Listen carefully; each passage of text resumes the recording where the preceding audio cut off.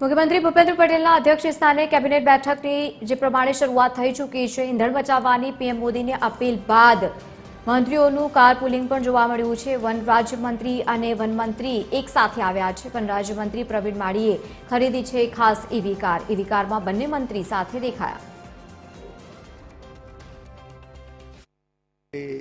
નરેન્દ્રભાઈ મોદીના પહેલથી દરેક રાજ્યોને ડીઝલ પેટ્રોલનો વપરાશ ઘટે, ઉર્જાનો વપરાશ ઘટે અને કરકસરયુક્ત વહીવટ થાય એ માટે જે સૂચનાઓ આપી હતી એના ભાગરૂપે માનનીય મુખ્યમંત્રી શ્રી ભૂપેન્દ્રભાઈ પટેલની સૂચનાથી અનેક કરકસરના પગલાં લેવાઈ રહ્યા છે। એ પૈકી કારપુલિંગ કરવાનું, પબ્લિક ટ્રાન્સપોર્ટનો ઉપયોગ કરવાનો અને એ પ્રકારની કામગીરી થઈ રહી છે। ત્યારે આજે અમારા પ્રવીણભાઈ માળીએ જે ઈવી કાર લીધી છે, એક ઈવી કારની અંદર કારપુલિંગ કરીને અમે આવ્યા છીએ।